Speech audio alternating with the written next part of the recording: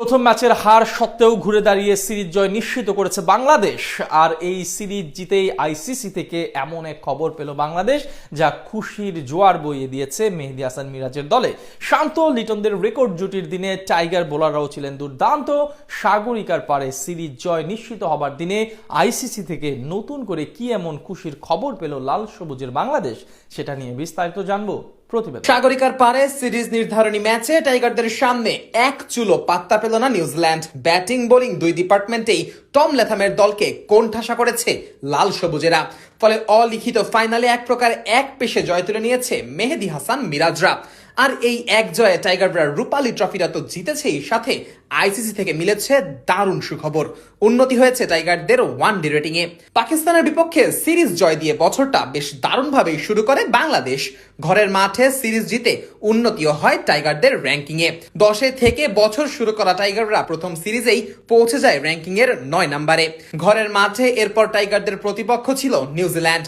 Ranking এর 2-এ থাকা কিউইদের বিপক্ষে এই সিরিজে ভালো ফল আনতে পারলে রেটিং এ বড়সড় লাফ মারা সম্ভব, সেটাও ভালো করে জানতো টাইগাররা।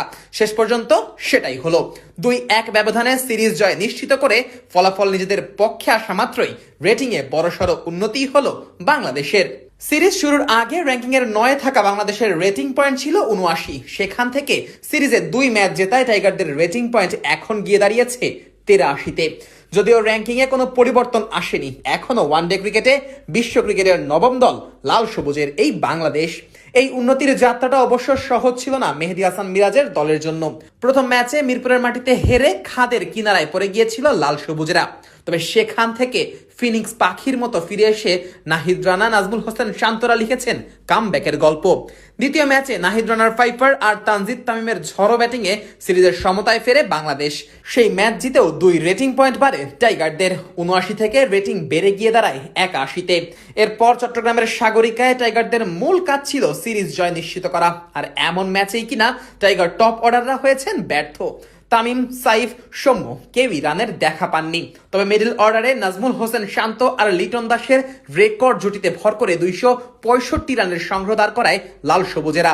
আর এরপর এক প্রান্ত থেকে মোস্তাফিজের কবজির জাদু আর অন্য প্রান্ত থেকে নাহিদ শরীফুলের গতির ঝড়ে কোণঠাসা হতে হয়েছে নিউজিল্যান্ডের ব্যাটারদের। ফলাফল বাংলাদেশের এক সহজ জয়। আর এই জয়ে আইসিসির র্যাঙ্কিং এ 2 রেটিং পয়েন্ট বেড়েছে বাংলাদেশের।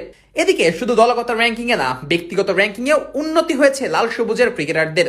2 ম্যাচ শেষে আইসিসির প্রকাশিত র্যাঙ্কিং এ ব্যাটিং এ উন্নতি করেছেন সাইফ হাসান, তানজিদ হাসান তামিম, তাওহিদ হৃদয়রা। আবার বোলিং এ নাহিদ রানার উন্নতি হয়েছে একবারে 32 ধাপ। র্যাঙ্কিং এ এগিয়েছেন রিশাদ হোসেনও।